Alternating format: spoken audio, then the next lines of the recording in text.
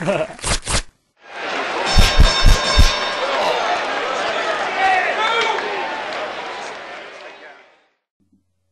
right. This episode of Fight Stories is brought to you by Absolute Nature CBD, bringing you the finest and all natural, all organic CBD oil and CBD oil products. And for the Fight Stories family, we're giving you guys a 40% discount. Just plug in the promo code Goon Squad at checkout and save some big bucks. Oh yeah, that's gonna be exactly what you need to get into you, and you're gonna be looking fucking sick if you get some of these Fight Stories t-shirts. Oh yeah, over at Uncle Ronnie's Teabag.com. How shameless of a promo was that, eh? rubbing CBD oil on your knuckles and a Fight Stories t-shirt on the couch, ice pack on your knees, boys. Just oozing machismo. Over at Uncle Ronnie's Teabag.com for all your Fight Stories apparel. Get your Trevor Gillies Punches Aren't Vitamins shirt. You want to check those out and buy one for yourself. Buy one for your grandma. Your grandma's probably fighting COVID right now. Needs to toughen up. Punches aren't vitamins, but yeah. And we've got a couple of other licensed apparel shirts in the mix that will be released at Uncle Ronnie's Teabag. Those are coming out soon. Those are awesome. We're super psyched about those. You know, right up there on par with the Gillies shirts, which we think are sick. So. Yeah, exactly. And we're hoping to have a variety from past guests as well, because we have the hockey fights. It'd be cool to have some, MMA, boxing, all those type of stuff. We love the well-rounded aspect to this podcast. So I think if we can get some of those going too, people will appreciate it. Oh yeah. And, we always got the shit for the hockey boys. So yeah. You'll be all set up. You watched that UFC fight on the weekend? Did you see that? I didn't. You're pulling me in to these fights. I just watched the highlights and fucking, first of all, the confidence to walk in the ring when you're staring across the ring at a guy or the octagon at a guy who's got you beat by 30 pounds and just looks fucking monstrous, dude. Yeah. Go ahead. So, Miocic or whatever, he fought Ngannou before. So this was the match. So Miocic had won against Ngannou in the first fight. So this was actually on paper, you would think that he would be the favorite. He wasn't the Vegas favorite even going into it, but he is considered the greatest heavyweight champion of all time. He defended the belt and I think the most times, and he's a legend. He's a legend, and he's not even done yet. You never know after a fight like that how a guy's going to rebound. It seems like he's okay, but you never know. And he's 38, dude. It's like this shit happens so overnight with these guys. It's like they're on top of their game, and then they lose a half a step, and that's all it takes, dude. It's true. It's true. I would love to see him come back and end on a win because he has just such a book career. But this Ngannou guy is the real deal. If you watch, you got to check out the episode that Joe Rogan does with him, because he tells his life story and his journey coming from Cameroon and traveling. I think it was, I don't know how long, like 18 months to get out of Africa to make it to Europe. Wow. And then becoming the heavyweight champion of the world in the UFC. It's hard to root against a guy like that, against the story, unless it's a complete piece of shit, That fight was his destiny. Right. And you could just feel it. You could just feel it coming in, and Dude, just a vicious knockout. It was a type of knockout where afterwards, like seeing his eyes roll in his head, I was like, oh god, like a visceral reaction, dude. I was like, oh Jesus. But then he stood him up and he seemed okay, which blew my mind. I was very worried about him because of his leg going backwards. Like that could have been the worst. The leg going backwards, if that had snapped, oh my god. I know, but listen, leg going backwards is always better than brain damage, right? I guess so, yeah. I'll take a dope cane over slurring my words for the rest of my life. Yeah, got a cup of pudding brain Gary Busey wouldn't even do tradesies with. Yeah, that's what I mean, dude. That your alphabets. His head when they woke him up, he was like, oh my god, yeah. He shook it off. But that Ngannou is a powerhouse. Just I feel bad for who comes up against him next. It's going to be real interesting because John Jones is saying that he wants that fight. John Jones is a legend, but he's coming up a weight class. That's not a good idea.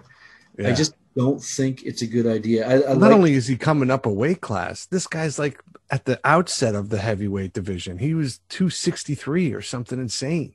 That's it, right? That's it. And I think that changes things when it comes to, like, John Jones has a really good wrestling pedigree, and he knows how to fight a puncher.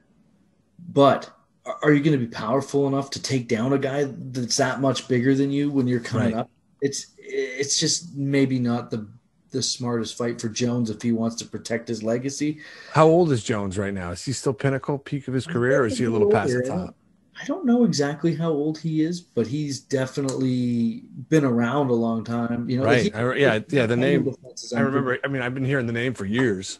I feel like he probably got kicked out of the league for steroids, and I bet you that's coming up on 5 years.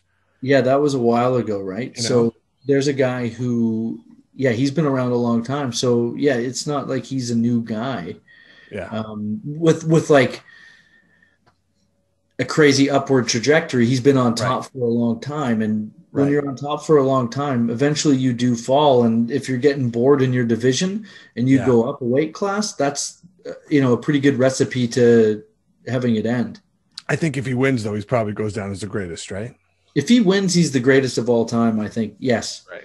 And there's going to be some question marks because of the performance enhancing drugs and all that. There will always be, the asterisks, but man, the guy is amazing. I was thinking the other day about like asterisks and I always think about Barry Bonds and how they're letting these fucking dudes compete in chicks high school events now for trans girls, I guess, compete in high school events. And I'm like, listen, if these guys don't get an asterisk, I mean, Barry Bonds had a little extra testosterone. He can't get in the Hall of Fame, but these guys are fucking crushing varsity, Oh my God. Yeah. Barry Bonds, man. Even the balls he fucking hit out of the park got smaller. Spinning leather off. They were nothing. Every hit is like a metaphor for his fucking for his testes. Oh my God. Yeah, man, that's that'll be amazing.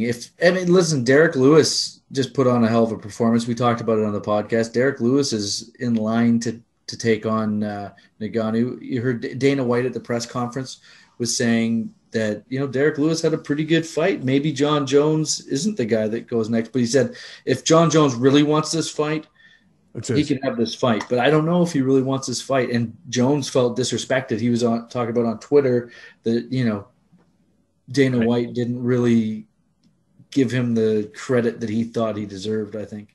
Oof. Mm-hmm. Fucking guys, don't let your ego get your back broke. Well, Dana's already, I think, leveraging Derek Lewis in the money negotiation with Jones in the that's how sharp he is. So we'll see what happens there. I mean, listen, as a fan, the dream fight is to see Jones versus Ngannou, of course. Right. I mean, it was wicked seeing Polish Power go against Izzy, man, when Izzy came up the weight class. But you saw what happened when Izzy came up the weight class. He didn't put Jan to sleep. So, well, let's see. I'm sure you'll be betting on it one way or the other. Oh, buddy, for sure. And I'd be betting on Ngannou, I think, in that one, man. That's yeah. It's just coming up the weight class is the big thing. That's the big thing. I'll be putting my $10 that I got languishing in FanDuel on the underdog, whoever the underdog is. Oh, I'm saving my money. It's the Masters coming up this weekend, buddy. Nice. Trevor Crane gonna go on a little tour de force. The Crane Brain. The Cranester. Making copies. I don't know, man. That guy's he's a visionary. He's probably driving around in a Rari right now. Yeah. Just betting all the equity in his home on these golf matches. Baby. Dude, so what else is going on? We got some shows. You got these. Yeah. The Foxwood residency continues. Only The legend continues. The legend continues. April 16th to 17th. I'm back in Connecticut, baby. They just keep bringing me back. Back in the saddle. Hey, that's the right. best, man. Not everyone's getting gigs right now. I know. Well, listen, dude, it's great. I mean, and the money's fine, but it's more just, I bring my family, we screw around.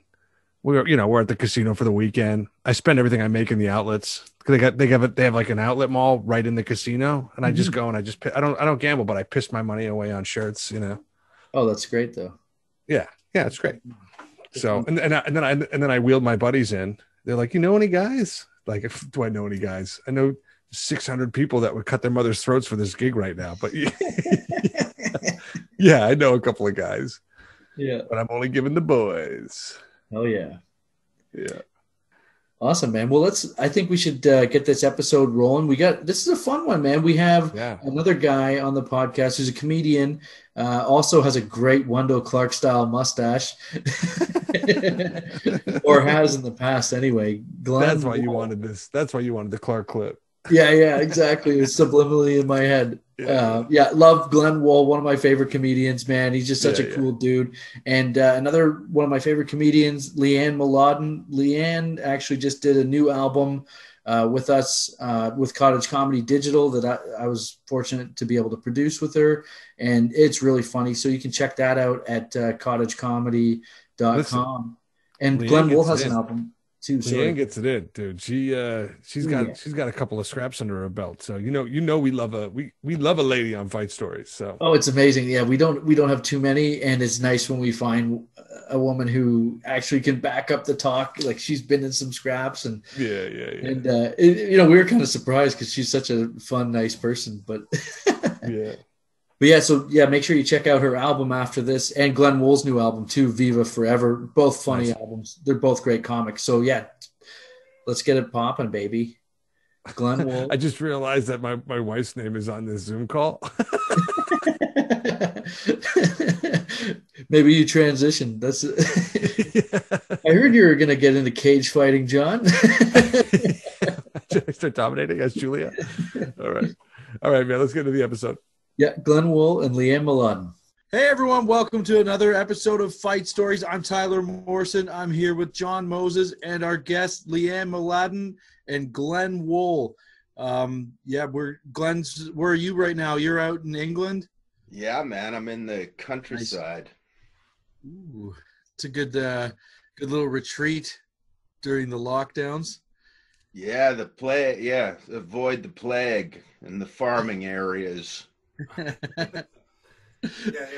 move slower. I watched 28 Days Later. It's gonna feel like The Walking Dead. Yeah, it would take a zombie so long to get out here. His little legs would be nubs by the time. And Lianne, you're in Toronto?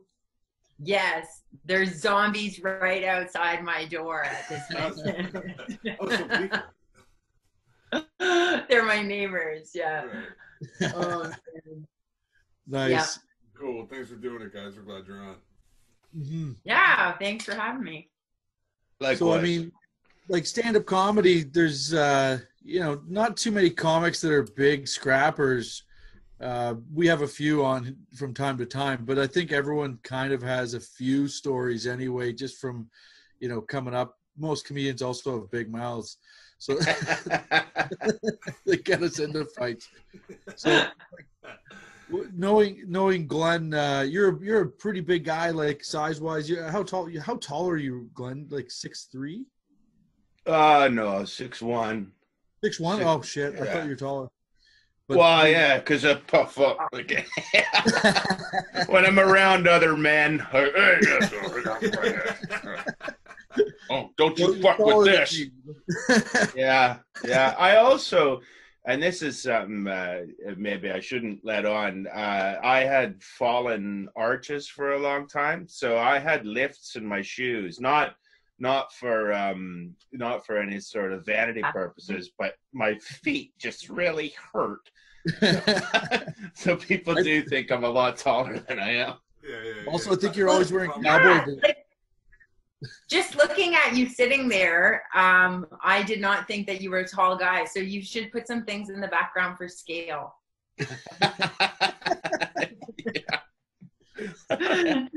All I have is a gimp mask and a dildo, and I'm not lying. That's all I have over there as for a sketch. But Sure. yeah. Hey, if you record it, it's a sketch. Oh man. So I was just thinking, like being a taller guy, I figure you might just be a target for people that want to punch in the head, make a name off themselves at the bar. Do you ever have that happen? Nah, I've been all right. Yeah, I've kind of, most of my trouble I've caused myself. So, yeah. 2 minutes for instigating. Yeah, although I almost had to fight yesterday. It's the I was getting my car fixed, so I had to kill like 5 hours in a English city, and I ended up in the library because they're in like a pretty heavy lockdown here, so there was like seriously nothing to do, and yeah, I was like, you had to sit there. You could go in a library, but you had to have a mask on. So I like it wasn't optimum, but just sit there, read a book. Why not? And some dude came up and like he's one of these anti-masker, like, and because they had librarians at the gate of the library stopping people, and he went on a tirade, and he was like yelling at librarians, and then like an old guy came over to talk to him, and he called him an asshole, and I'm like one of the only guys in the library. I'm like, I gotta get a library fight in a in a pandemic, like, because you can't sit there and watch like a man attack librarians. I'm old now. I've got kids. I don't get in fights anymore. But even that, like, if the cops showed up and like a librarian got punched and you just kept reading your book, yeah. Yeah, luckily the security showed up, but there was like that point, like an angry dad. He called the guy an asshole, and I was just like, off came the reading glasses, put it on the table. Oh, that's so funny. Yeah, not too many of our guests have ever been to a library, so that's a first. Yeah, I don't hang out in them. Like I couldn't believe, like, the one time I go to the library, it's like, oh yeah, the bar follows you in. Right? Yeah. See, I'm pretty for the mask wearing. I believe in the science, but I'm kind of anti anybody telling me what to do. So, like, occasionally I've got such a big chin, the mask is always getting pulled down and my nose pricks out. So if somebody's like, cover your nose, I'd be like, fuck you, I'd just rip the mask down and just. I do believe that everybody's their part. I'm just furious anytime somebody like oversteps their boundaries and feels that they can tell me what to do. There is a larger mask available for big men. Yeah, it's especially yeah. Well, that's how they should market it. Like they kind of quietly do it. Like if you have a beard or perhaps a larger face, this is the mask for you. I've never heard about that. Yes, I have one. Big mouth Billy masks. That's what they should call it. They should call it the Magnum so I can finally fit a Magnum. Hey, get one with a little target on it. Get a little fight starter. All right, give it a shot. Right there. Maybe I've got my gum shield on in here. Maybe I don't. Right. And Lianne, you're a teacher, right? So your day to day, you're a drama teacher, is it, or art? No, art. Art, okay. And Art, do you see any fights at your school? You know what? I actually, not recently. I remember there was a couple of pretty good fights when I first started teaching. That I was at a boarding school, and there was like kids from all over the world, and like the Taiwanese kids and the Korean kids did not like each other. Oh. And these two guys, we were on a school thing. We were at the fucking Butterfly Conservatory of all places. I thought the library was out to the Butterfly Conservatory. And we were in line going in, and they started just like pushing each other, and it was just like me and one other female teacher, and like they were young, like, but like they were in grade 8, and the one kid was pretty big, so we were like doing our best to stop it, but they ended up like we had to leave. Like, we didn't get to see the butterflies that day. But that was it. And then one time I thought a kid was going to take a shot at me. And that was a little bit scary because he was kind of unpredictable, but he did not. So that worked out okay. How old was the kid? That kid was like 17. Oh, yeah. Oh, Then you start getting into yeah. Like, I might, if it's a 12-year-old, you could probably take him. Yeah, I might add the punishment for the fight probably didn't dissuade them. Like, two guys who fight in public. All right, well, you don't get to see the butterflies then. Right. Oh.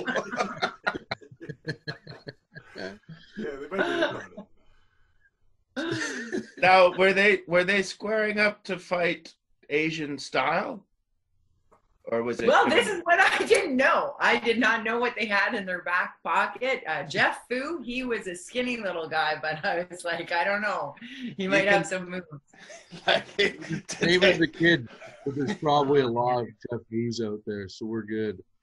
And you know what? The other kid's name was Brian, but that's what we called him. His real name was Bumsuck. But I think I know how the because we didn't want the kids to know his name was Bumsuck. I think I know how the fight started. His ID fell out.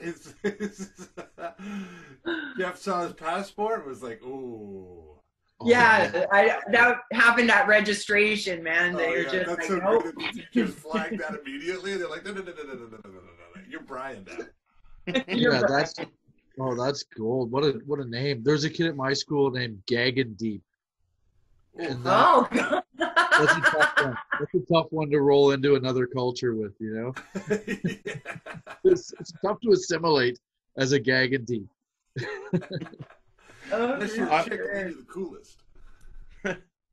I remember I told my granny once, who was Estonian, I just offhand mentioned that I had a friend named Eli, and she like just about spit her tea out. She was like, like that. I was like, oh, what does Eli mean in Estonian? And apparently it's that like phlegm you get, like,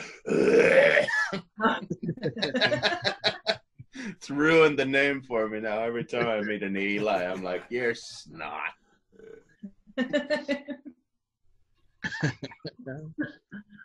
Oh man. I was loving that Lianne told that you hit me up and you're just like, hey, I got a few fights. Like, that's exciting when we have That's what John is saying. He's like, we don't have a lot of female guests. I'm like, all right. Yeah. Well, I'm pretty, usually I let things just roll off me, but sometimes I'm just like, oh, just start something. Come on. Like, I think it's good for you. I think, but my thing, like, I am pretty tall.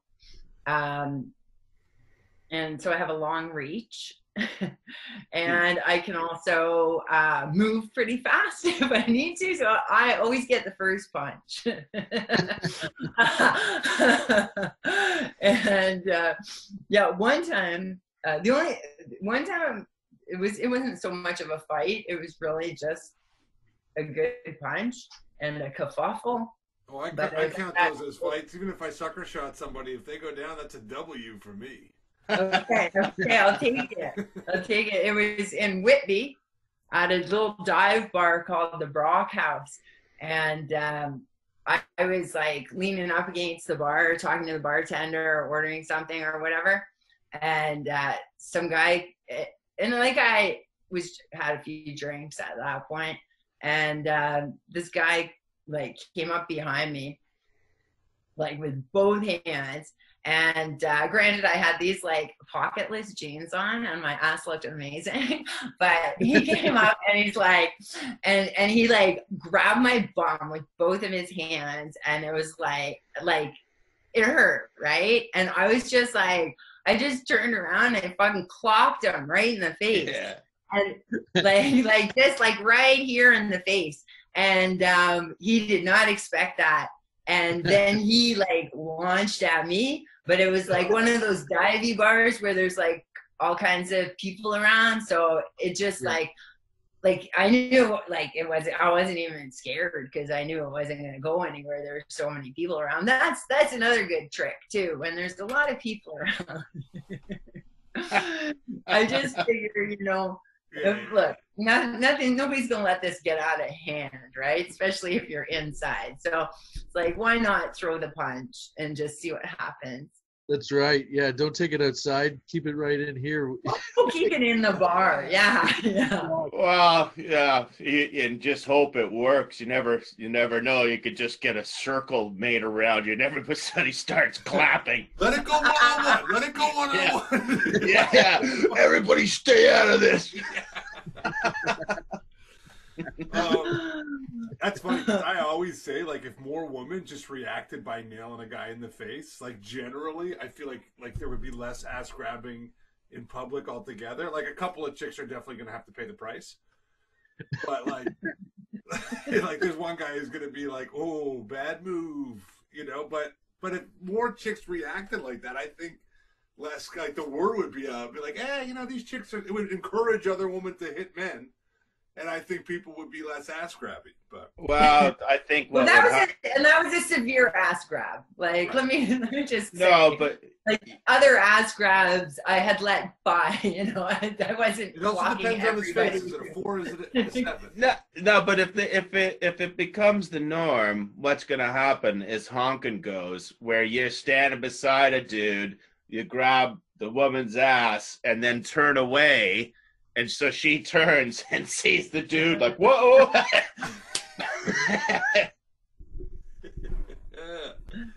I mean, maybe that should start happening anyway. I don't know.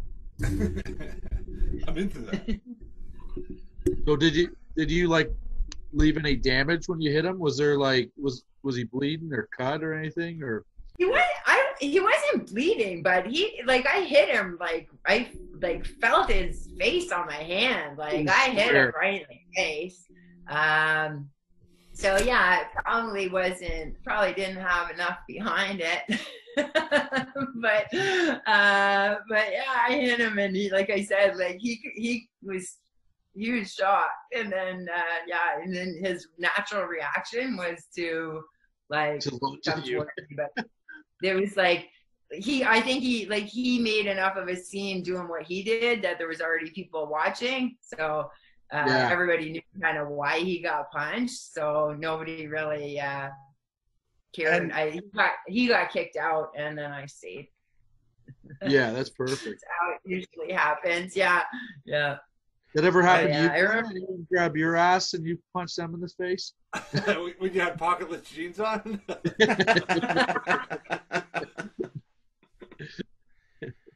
But with the punch reaction, do you, I assume you feel better about that within yourself, like it has to be empowering to you also. to have taken control of the situation in that manner.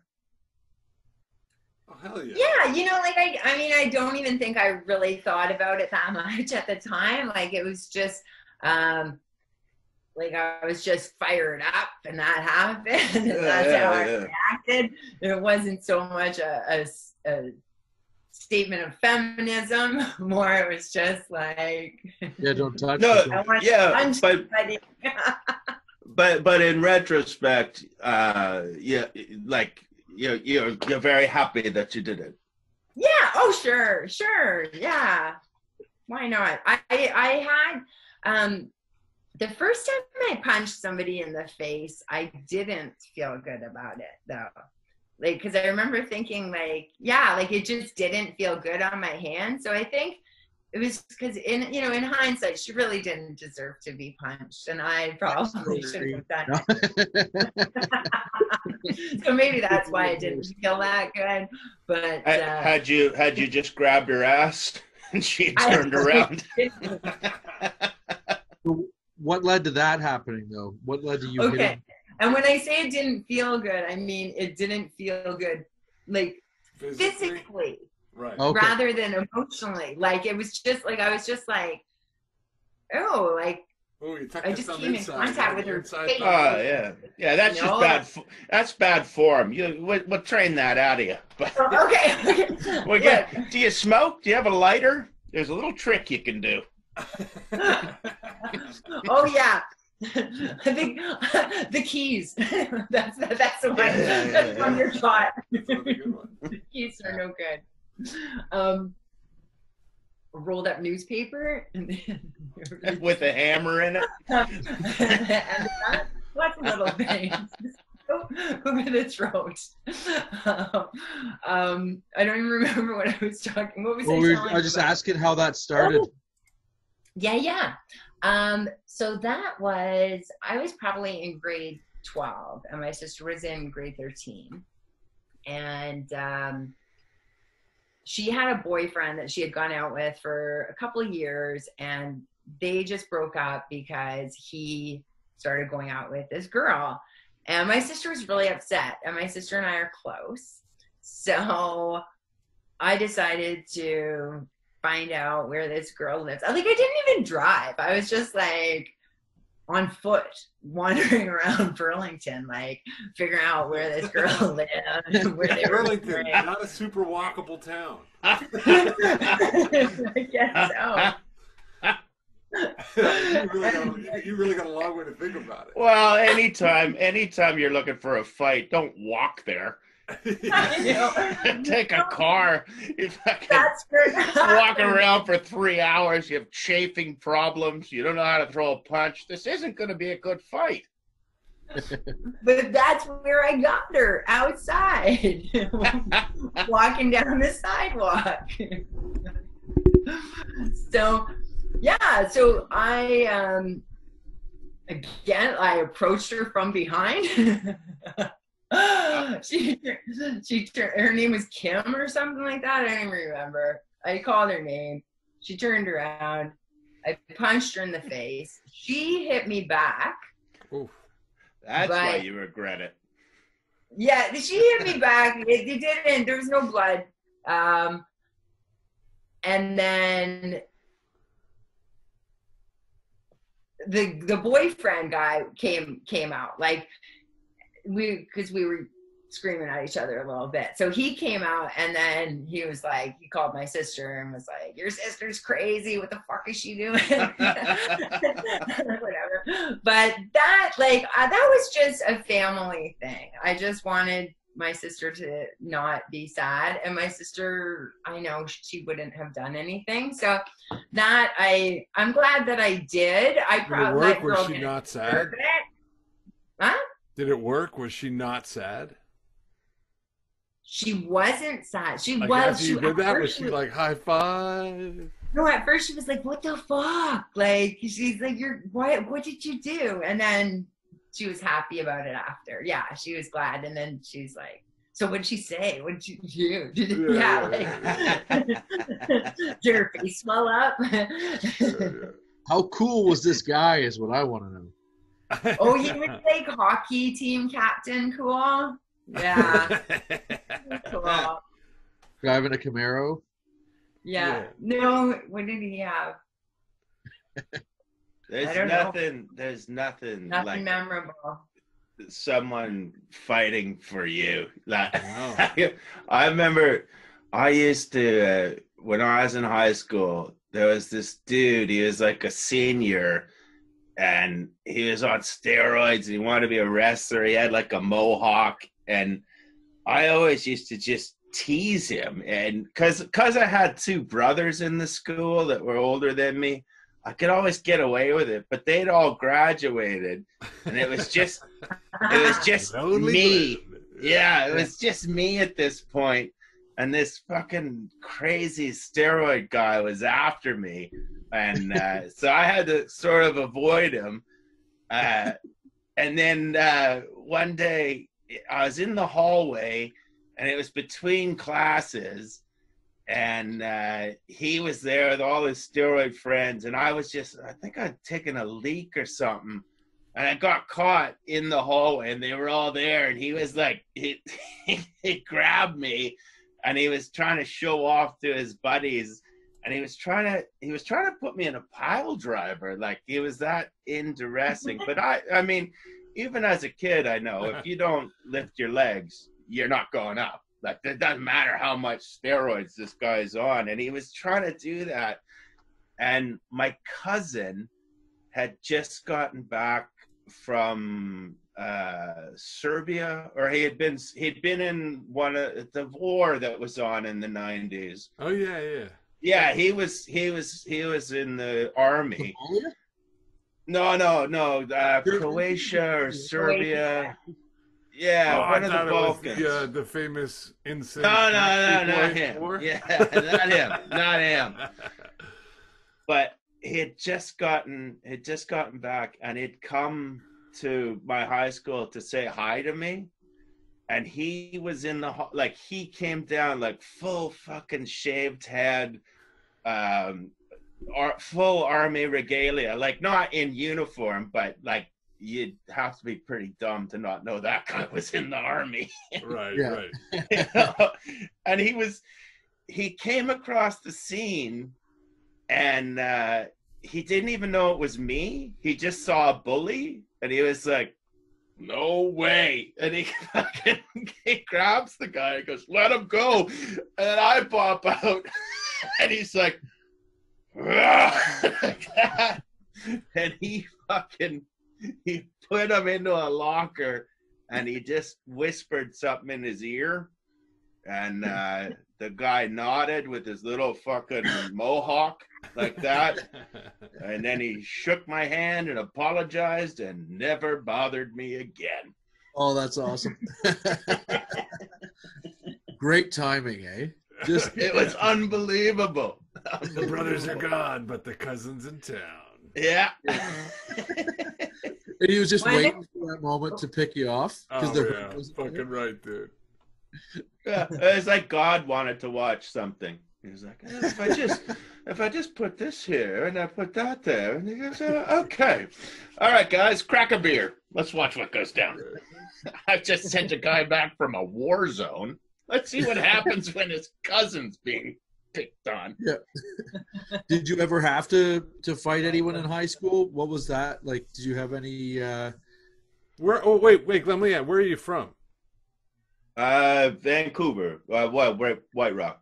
Okay. No fights in high school to speak of. After but like I say, I had two big brothers, so it wasn't that I wasn't lippy. I just it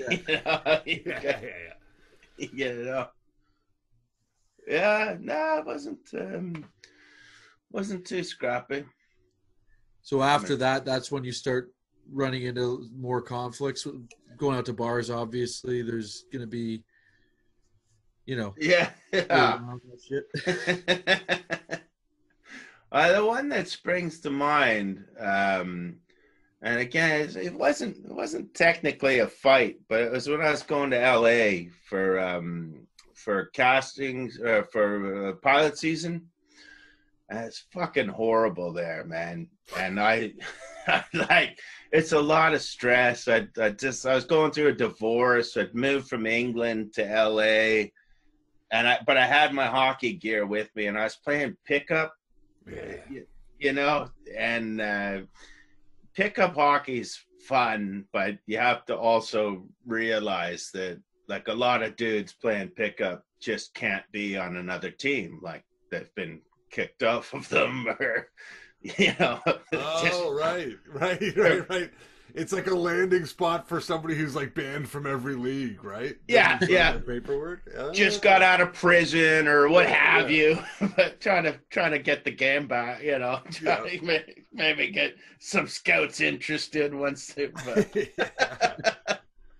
And this one dude was flying around, and he was just being a dick. He was sticking everybody, and just, like, you know, thinking that there's scouts in the crowd. And I had, like, the puck wasn't covered. It was just against the goalie's pad. And I was trying to bounce the puck off of the pad so I could slap it. Not in illegal hockey play, but if you were from afar, it might look like I was jamming the goalie, but he doesn't have it covered. And that guy fucking came across and really stuck me.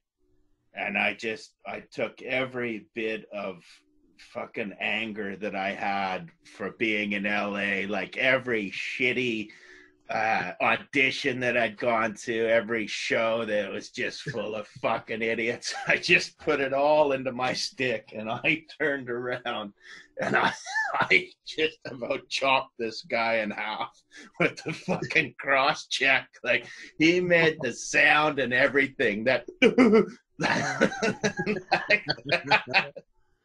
I hit this fucker so hard with my stick that after the game, he, like, you know, it's just two dressing rooms just full of everyone.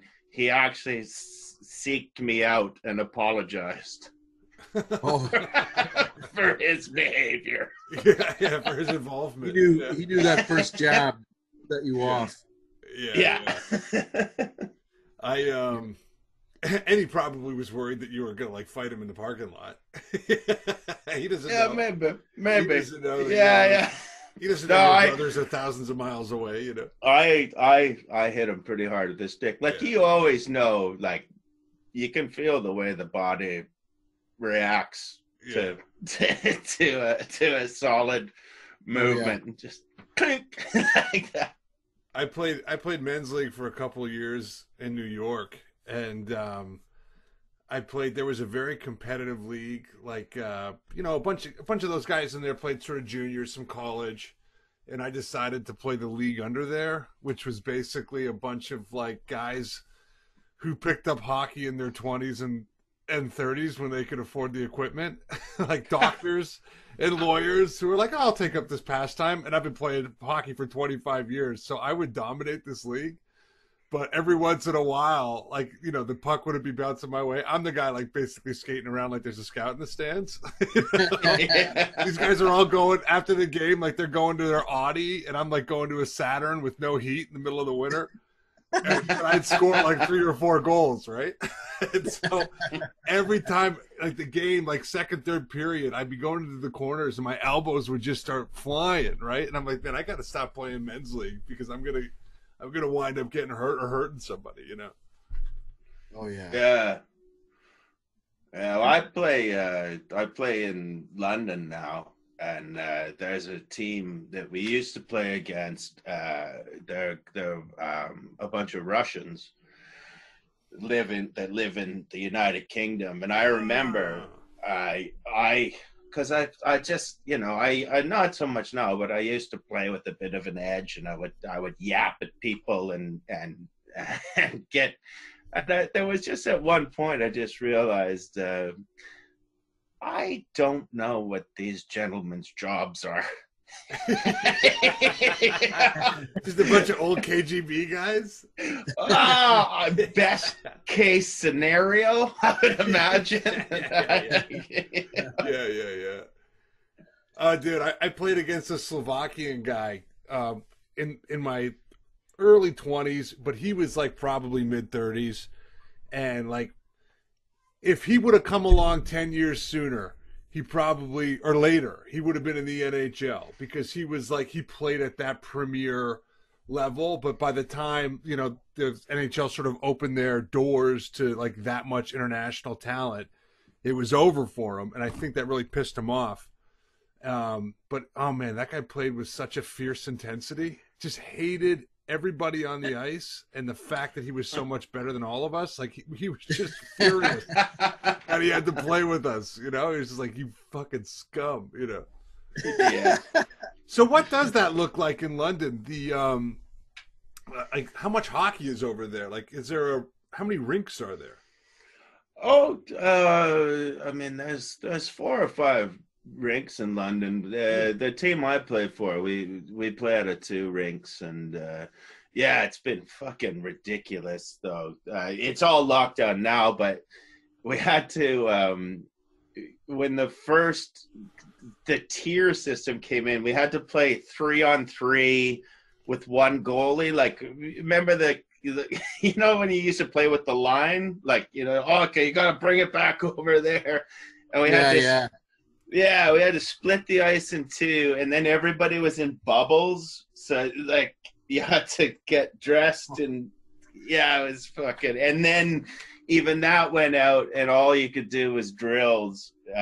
So we were a bunch of 50-year-old men doing fucking weaves and stuff.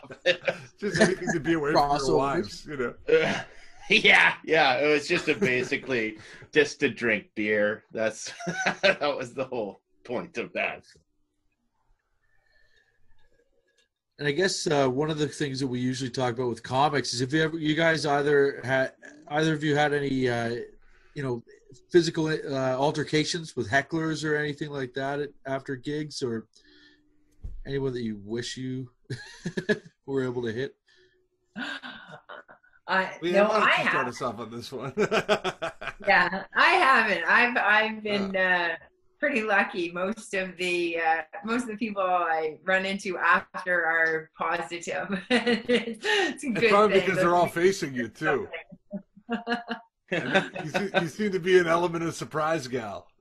That's right. Yeah. No. Yeah. Nothing like that has ever happened at the show. I do want to tell you about a high school fight story, though, that I observed just when Glenn was talking about high school. This was the best. It was out at Smokers, and it was these 2 girls, and they were like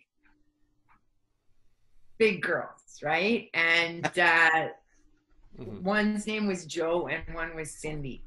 And they were both just like scary chicks, but they hated each other. So out at Smokers one day, they started fighting. And this fight went on for what seemed like a long time before like any teacher or anything came around. And you're talking before about like sometimes people might just decide to circle around. Well, we were circling around. Like, it was before the smartphone, or like that would be like, because everybody who went to that school between these years remembers that fight. Because it was probably like a dream matchup. You're like, can you imagine these 2 big bitches ever threw it down? Yes, I was like, this is like Hulk Hogan and King Kong Bundy or something. And so at one point, Joe hits the ground, and like her shirt had got pulled up a bit, and like I said, she's a big girl, so there was like a lot going on under the shirt, and she fell on the ground like out at Smokers. And so then when she got up, there were like cigarette butts stuck to her belly, and the whole crowd just went like, oh! Oh yeah. Can you imagine being in the crowd, just being going crazy? Oh, yeah. And kids had gone back into the school so they could view it from the second floor of the building. Yeah. It was going on so long they could get up 2 floors and get a window seat, dude. Oh, that's so great. So funny. Oh, And man. then you think that like two smokers wouldn't be able to last that long in a fight. That's impressive. Yeah. Yeah. And they both got kicked out after that. And I don't even, like, it was pretty, like, I couldn't even tell you who won, because it was like back and forth. Yeah. Were they throwing like good punches, or was it like They were like, these were girls who knew how to fight. Yeah. That's always interesting to me when you see girls that actually know how to punch and they're lining it up square, because a lot of fights I've seen with women or girls, it's like it's a little bit wilder. It's unorthodox. You don't know. It always seems like every shot hurts more in a fight with women, because it's just, there's just like, you don't know where it's coming from. There's some hair pulling, some hard slaps. I don't know. There's just something where if people square up and they know what they're doing, you almost don't feel those punches. You know what I mean? Like, yeah, you're right. It's more of like a tackle fight that. And like a hard hit kind of comes out of nowhere. Like they almost like reset their adrenaline a little bit at times. But when you see a girl who knows how to fight a girl who doesn't know how to fight, it is so vicious. I always feel sorry for the boyfriends at those fights, because you can see them like they can't do anything. No. I remember when I was in grade 8, my girlfriend in grade 8, there was a girl who's a bigger girl who wanted to kick her ass, and I was just like, oh fuck, like this is gonna be bad. I just remember being like, I can't do anything for you right now. It's just, yeah, that's a helpless feeling, being a boyfriend whose girlfriend's about to get beat up by another chick. All you can do is hope. You have to break up with her and date the other girl, or just get in an argument with her and then be like, all right, well. This isn't working out for us. Yeah. I can't do it, but this big lady will come in. Whenever you see like a linebacker in the NFL, I always wonder, I was like, man, if that guy's got a sister, I bet you she is his twin. You know, those are those big rumbling bar bitches, you know. Yeah. I don't have a fight story with a heckler, but I do have one with another comedian. Yeah, and it was. I mean, I feel bad for it, but it was a bunch of comics in a cab on the way back to the hotel from a gig. And these are London like black cabs, you know, so you don't, like, you sit across from each other. You know, like there's the back seat, and then there's 2 seats that come down, so you're like face to face with everybody.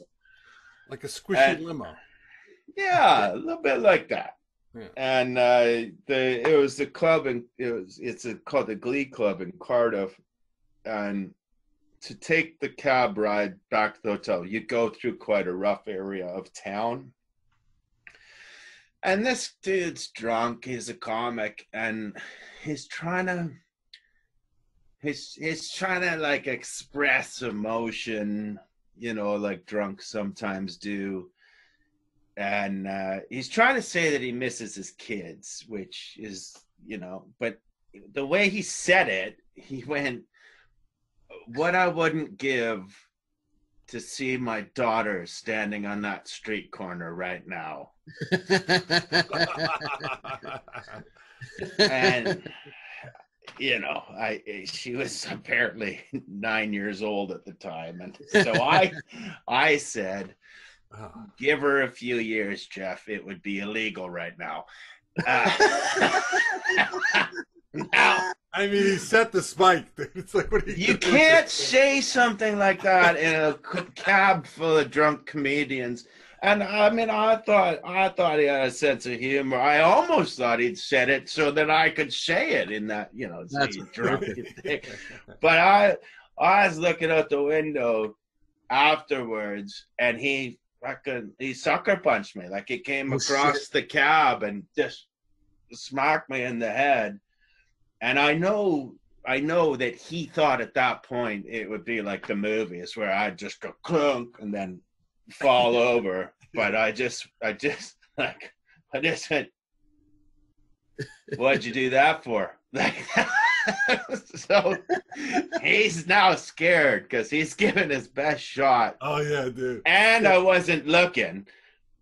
And I'm just like, that was really uncalled for. We're going to have to sort something out. And the cab driver's like, what's going on back there? I was like, just go to the hotel. So the whole way, he's like, okay, punch me. And I'm like, I'm not punching you now. I'm punching you when you're not looking. You're gonna fucking get it. You know, like that. And now he's trying to talk me into punching him, but I'm just like, not in the cab. No, we're gonna do this right. Yeah. So we get back into the hotel, and there's two other comics just sort of like, it had been gone from a jovial mood to this weird thing. The guy's throwing a punch. Two other comics were in the car this whole time with you guys? Yeah, it was four comics in the car. And you wouldn't notice it because when a fight breaks out, comics just turn into like, they slink into whatever. Yeah. You only know they're there if they open up their eyes to see into the background. So we get into the hotel, and it's this weird hotel that the elevator is sort of in the parking lot, and then the lobby is like one floor up, and the guy is now pleading with me to punch him, you know, because I've now threatened to do it when he's not looking, which I wasn't gonna do. But I was like, you want to get punched? You want to get punched? Like that. And I know he was going to try and take a dive, but I got it in quicker than he was like ready to dive. So I fucking clocked him. He hit one wall and then hit like another one. It was a beautiful, beautiful shot. Tyler, I think, you know, JJ Whitehead was there. He saw it. He just did the podcast too. Yeah, he saw the punch. It was so sweet.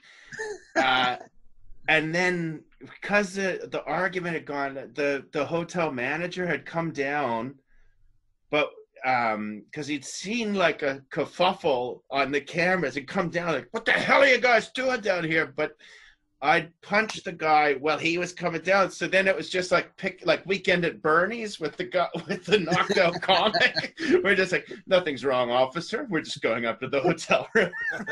Had a good time tonight. That's all. Yeah. And to the guy's credit, he kept drinking. It was just like, okay, good, it's done. Yeah, we got our punches. He probably went, you know, because he's drunk, so he's not making good decisions. But when you make a joke about a guy's kid, it probably it just set him off, and then he realized, oh shit, I did fuck up. Plus, the anxiety behind waiting for that punch. Oh god. Oh yeah, that's the worst. Because he wasn't being a kid. Like, wait until after school when you know you gotta fight somebody. You know what I mean? Like, I would be like, just get it over, man. Come on, hit me already. You know. It was different. Yeah. He was waiting to get hit. He wasn't waiting to fight you. He was waiting to just get smoked. Take one. Right. I think part of the fear too is when the guy, when you throw your best punch and the guy's not looking. And that's like, now that you didn't do that right, you know. It's like, one of my nightmares. Like I have this recurring nightmare where I get into a fight with somebody on the subway and I am holding the bars, kicking the guy in the face, and it's just not phasing them. And I'm like, what am I going to do? I have thrown everything at this guy, you know. That line too that you dropped on is perfect. It reminds me of that. You told me about this one-liner. It's like a legendary Canadian comedy kind of road story. Glenn, I'm sure it was you that told me the one about Erwin Barker and Jim McAleese, was it? Can you tell that joke? Because that is funny. Okay. Erwin and Jim, two very cerebral comics. This would have been going on. They would have been on the road together in the 90s. And they're having a good time, and they usually don't have good times in the road gigs because they're cerebral.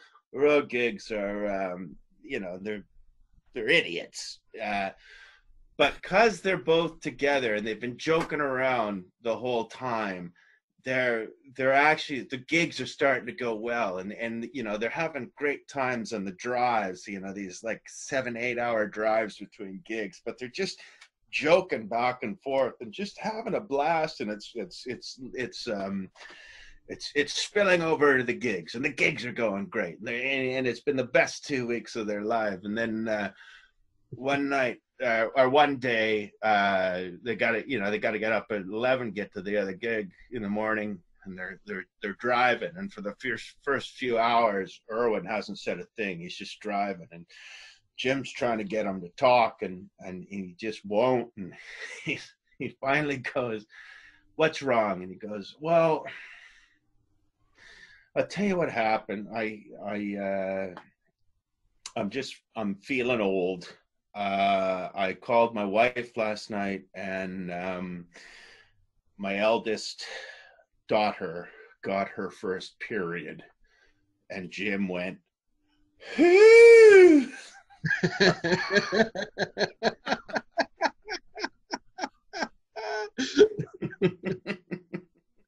So perfect timing.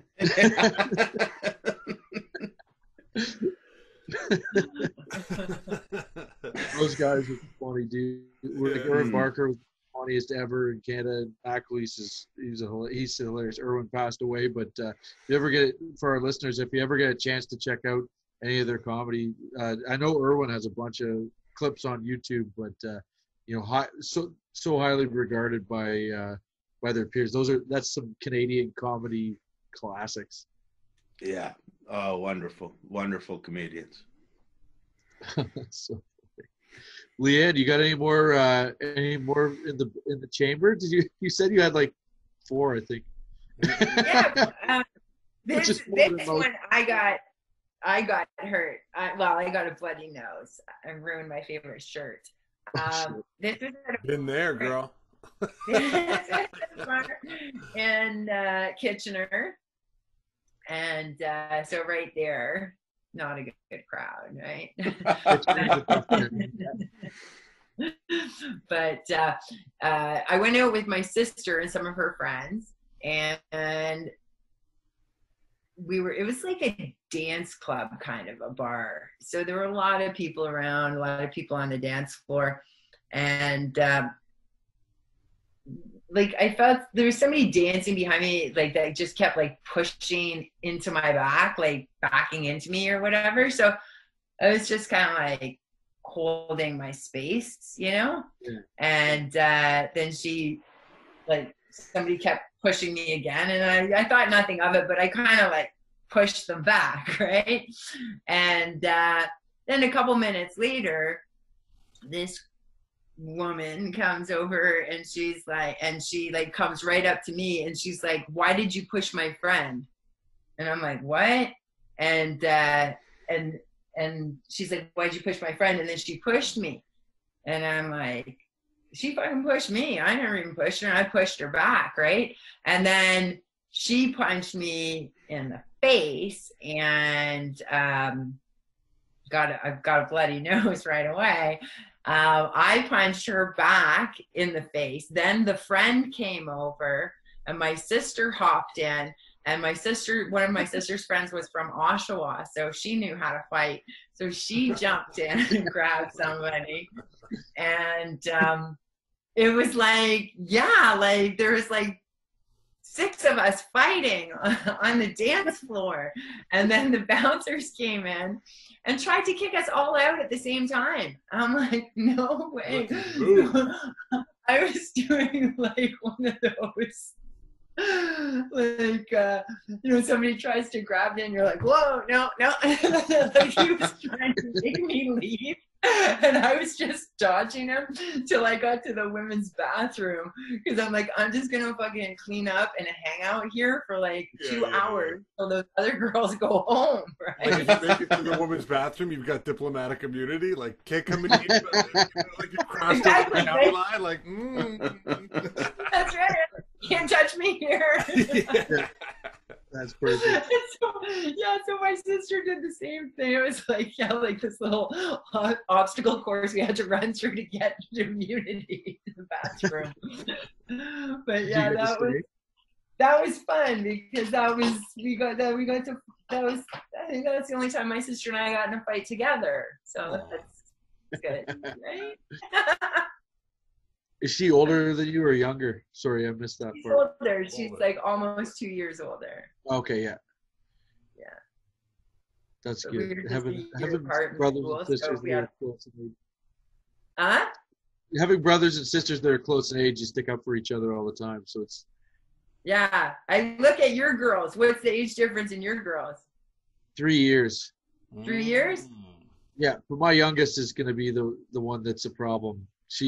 She knows how to fight already. She's been watching Karate Kid too much. And is by Cobra Kai than Miyagi-Do. That old is always more spirited. I asked her who her favorite is, and she said Kreese. So I'm like, oh God.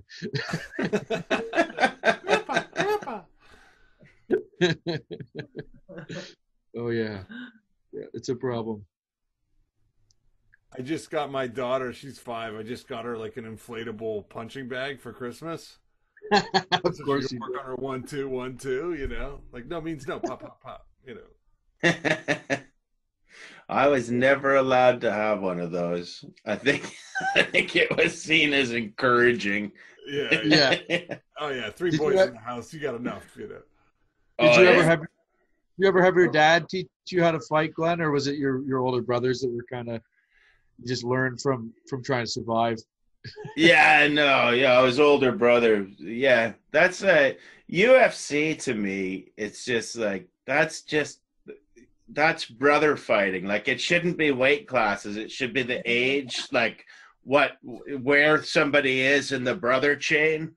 It's like, you've got a middle brother and an older brother. Well, that'll be an interesting fight. Now, a younger brother and older brother, that's not. The opening cards are always the guys with 5 sisters. Like, it doesn't matter.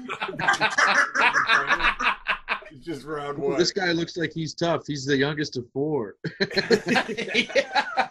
that's in the betting. That's a great idea. With the over-under. Yeah. My oldest brother, he was forever making weapons, like just like nunchucks and and then I would be like the crash test dummy to test these weapons on.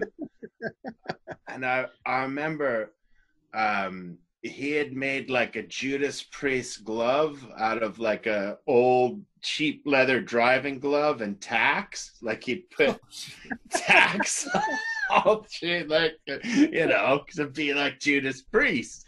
And I was sitting in his room just reading the paper. We all had paper routes when I was a kid, and he had his friends in there, and he was showing them the glove. And I'm reading the paper, and he just went, move. And he wanted to show that the glove could rip paper. Well, anything can rip paper if you hit it. But he just did it too hard, and he fucking stuck the whole glove into my leg. And then I had to watch him, like, pop it out, and there was like a fucking square like Pinhead from that fucking movie had taken a Hellraiser sleep. Yeah, like he'd fall asleep on my lap at a Halloween party or something. Oh, my brother got the same treatment. Like I smuggled a stun gun back from Florida. And what I did was, it was a hockey tournament, so I threw it in my hockey bag, and I asked one of the other parents if I could throw my bag in their car, like just a weasel move, right? I was like, Oh well, yeah, a little tight, just a weasel, dude. And then so the bag gets over, I'm like, yes. And then so I get the stun gun and I get it home and I shock my brother to see how the thing would work, you know? I never stunned anybody else, you know. It's like I never had the guts to stun anybody else, but my brother got it, you know, just to see if it worked. Was it bad? No. It just, woke him up a little, you know. A dart, yeah. Yeah, for sure. He stabbed me in the leg with the knife, you know. He paid me back. Oh yeah. I threw a hot slice of pizza at the back of my brother's head one time. It was the fucking funniest. He had a friend over and he was like acting all cool because his friend's there and they're playing video games, and I was just like sick of hearing him talking shit. The pizza had just shown up. I just grab a slice of pizza, just throw it as hard as I can. It just hits him right in the back of the head, and it just starts burning him. And it slides down the back of his neck. He's like, ah! Just screaming. Comes at me, I just start punching him right in the face. You got it, dude. You got it. Yeah, you always, you have to follow up a pizza attack with a physical. Oh yeah, he got beat up and he got the slice. He got burned with the pizza slice. Oh, you can't let the anger fucking rise up and overtake you, dude. You got a pizza slice and then follow through. Yeah. That's right. There's a story here in England, and I've heard people tell it that it was their buddy, and then I've heard it also was like it's a wives' tale. But I heard it happened. It was a friend of mine's buddy. Is at a nightclub, and he takes a bad ecstasy, and he can feel it gurgling into his stomach. And he just runs into the can because he's got to puke, and he pushes open the door and yaks in the toilet. But there was a guy taking the shit, and he pukes all over him. And the guy's like this, and he doesn't know what else to do. So he just punches him. So he punches him and knocks him out, and then just closed the door and fucked off. So all this guy has seen in his life, he's just taking a shit and oh, that's the worst time to get hit.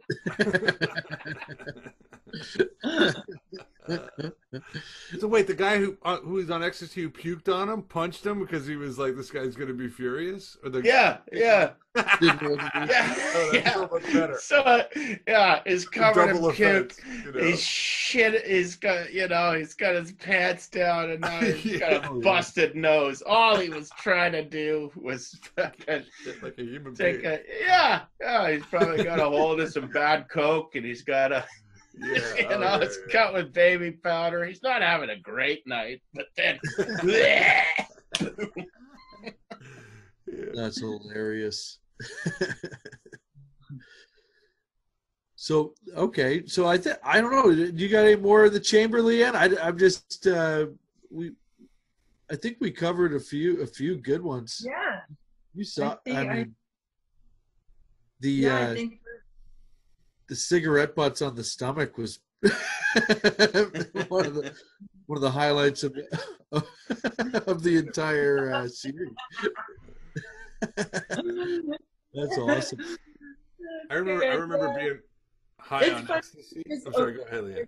Oh, I was just saying, it's funny, like, listening to you guys talking about fighting with your brothers, though, because, like, I only had, like, maybe 2, like, physical fights with my sister, and it wasn't until we were in university, like, living together at university, we were just, like, I guess it just got too much or whatever. But, see, that was another one of those, like, she's just stronger than me, so and like just like a little bigger and stronger than me. So whenever, like, right from the time I was born, anytime we like it was a matter of strength or whatever. She would always win.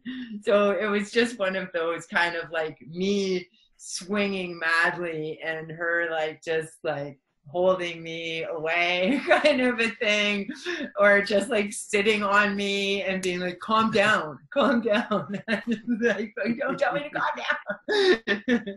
But yeah, that was the only time that happened. So yeah, definitely brother sister dynamics are a lot different, but I love listening to those. And like you were saying, like the guy with 5 older sisters or whatever, like, oh yeah. My brother was really he was really competitive with me. Like he's 2 years younger, so we get in fights all the time over sports because he would hate to lose, and if he started losing, he would do something dirty like to cheap shot you, or he'll try and cheat to win. Like he'll do anything to win. So we'd end up, because he's better athlete than me, but I was older, so I was better for a longer period of time. I could beat him. That would just drive him nuts. So then I'd end up fighting. But my sister, she's 3 years younger than my brother, and he was like always like a bully to her. And I'd love it if he, started getting rough with her, because then I get a free pass to kick the shit out of her. And my dad would let that fly. He didn't like if I beat up my brother for, just us going at it. But if he messed with my sister, it was like, oh, yeah, here's a free fight. Now I get to tune him up. But I remember one time we had a pond outside of our house, and I was sitting inside the house watching this, and my brother was picking on her. And my sister, he wasn't looking for a second, and she picked up a 2x4 that was on the ground, and I watched her hit him in the face with a 2x4 and just fucking lay him out right outside the pond. And he just face down on the ground, unconscious, and she just walked away. And this is when he would have been close to high school age, and she was, a little bit younger than that, but she nailed him with the 2x4. He didn't know what the fuck happened. He had like a mark on his face, like Tommy Boy. Like, it doesn't hurt here or here, right here. And I got to see that, and that made me feel so good. I was gonna say, what did you do? Like fucking, oh, I was so pumped. Yeah. It was he deserved it. Right? Brothers are always tougher. Fucking hacksaw Jim Duggan, man. It was a long time coming. Hey, I remember the story dude told me when you were talking. I just it didn't happen to me, but the building I used to live in, there was a guy that used to be a professional hockey player, but just lower leagues. Like, no, he didn't make it to NHL. And he told me a story. He's playing like in Texas, and it's in the third period, and the fighter from the other team is a little guy, and that's the only reason this guy didn't make the NHL, because he's fucking nuts. And he said in the end, this guy, he's now in prison because he drove his truck through the wall of a bar to fight a guy. He got kicked out of the bar, and they had the door fucking thing. So he like, boom, and then crawled out, and still that. So that is awesome. This is the fucking level of the insanity this little guy was. And I feel like there's a shot we could end up getting that guy on the podcast. Yeah, we'll find out who this is. We get a lot of fucking pro hockey players. Yeah. Oh, yeah. We just I'll tell you what, it might be a famous story, because it is like a fucking. I've never heard it. No, so anyway, the guy's on the ice, and he's a little guy, and the guy I knew, he's like a bigger guy. I think he was the captain of the team. Didn't fight, but could fight if he had to. He knows the guy, and he's got fucking white all over his nostril, and it's the third period, and he's like, mate, we gotta fight. The owner won't give me my like, you get like $300 bonus if you fight, and crowds love it so much. And he's just like, he's like, have you got a little you got a little thing on your nose there. And he's like, don't you fucking worry about that. And he said he could see the guy's heart, like beating through his shoulder pads. And he's just like, could you just fucking just fight me for fuck's sakes? And he's just like, all right, puck's dropped. And he's, you know, he says he gets in a fight with a guy, but you can't, you know, it's a real fight. So he can't pull punches, and he ends up fucking really beating the shit out of this guy. Like, you know, he got the first few punches and the guy goes snaky. Refs break it up, and he accidentally steps on the guy's hand when he's getting up from the fight. No. So not only has he fucking ballooned his face, but he's cut his hand across like that. And they're both skating to the penalty box, and the guy turns and he goes, thanks, man, I owe you one. Yeah,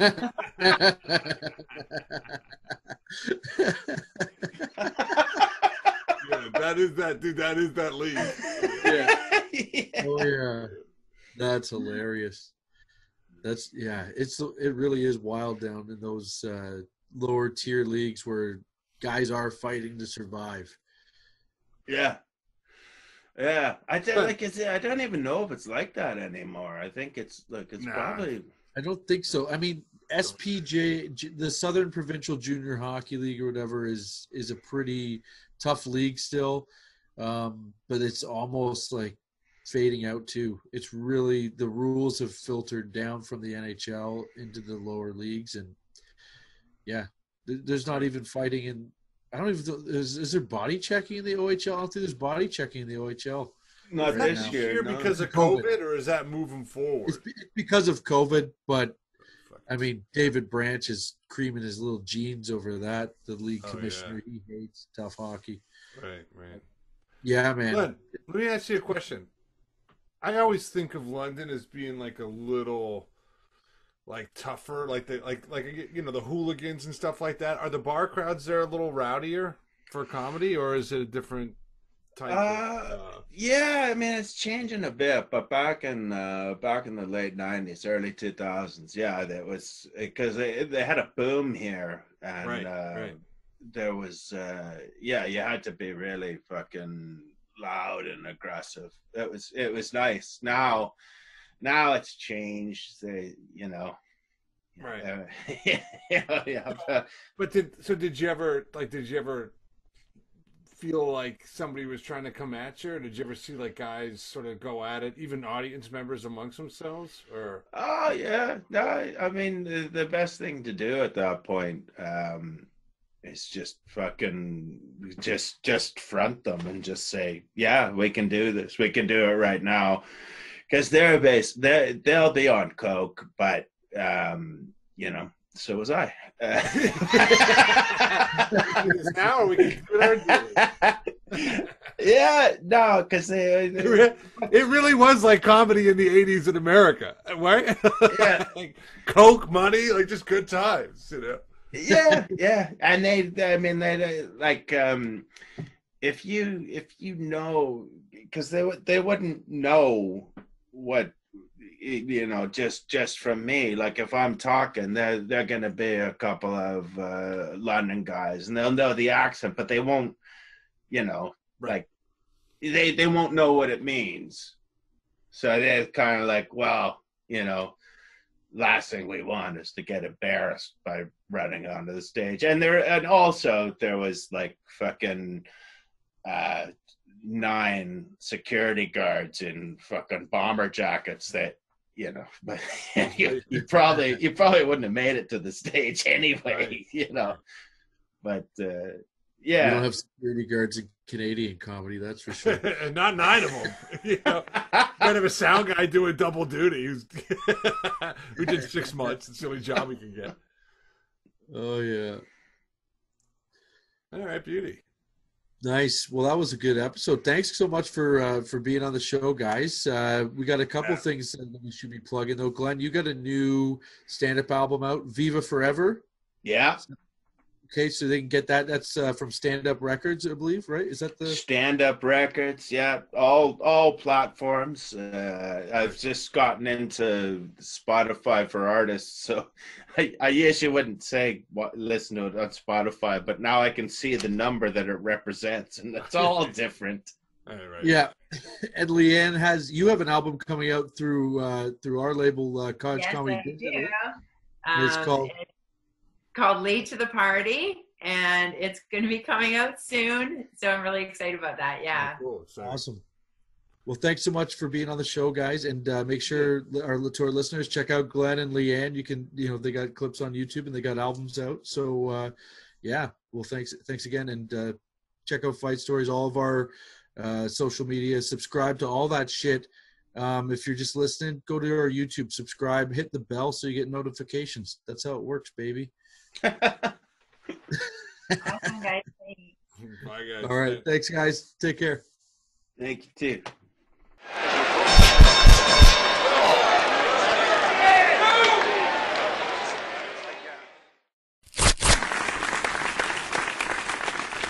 Ha